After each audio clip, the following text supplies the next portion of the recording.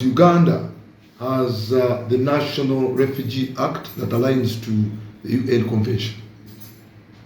And we have other legal frameworks that we have adopted, including the Comprehensive Refugee Response Framework that was made in New York, America.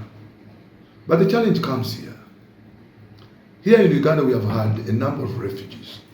And refugees have a right to work, have a right to even possess land.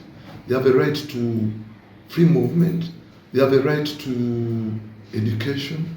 But the challenge is that there is a lot of competition between the refugees and fellow Ugandans. That at times, Ugandans are suffocated. For instance, when you go to Kabalagala, you'll find that you can hardly find Ugandans doing business because the refugees are given money. So they have taken over businesses for Ugandans, even houses, to an extent of them pushing out Ugandans. So we have that challenge. We are competing for the few available workspaces, for the few available jobs, and you find that fellow Ugandans are suffering. We have invested little in human capital development.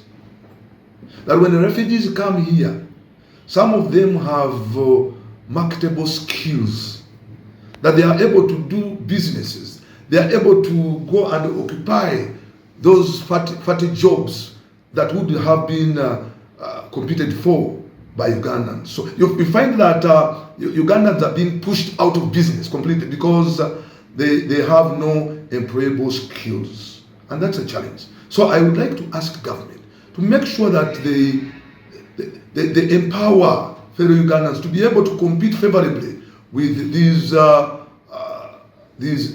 refugees that actually come and compete for education.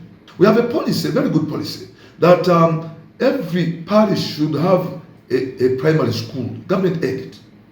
Today as we speak, here in Kampala, where we have a number of people, the most populated area in the country, we are supposed to have 99 schools, primary schools, but we only have 50. So that leaves a gap of 49 schools. But look at this, we have the most populated area. So the dropout rate is very high because people have nowhere to study from. And when you add on now refugees without improving the infrastructure, then you are creating a very big gap. So I'd like the government to think about, yes, following the protocol, but also making sure that they invest in human capital development, hospitals and schools, so that we don't have a gap.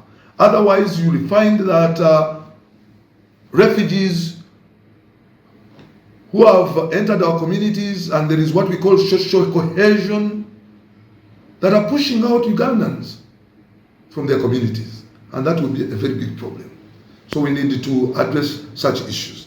Yes, I heard that Americans that are going to be displaced are going to be brought in Uganda, and that government has signed the protocol, has signed an arrangement for that.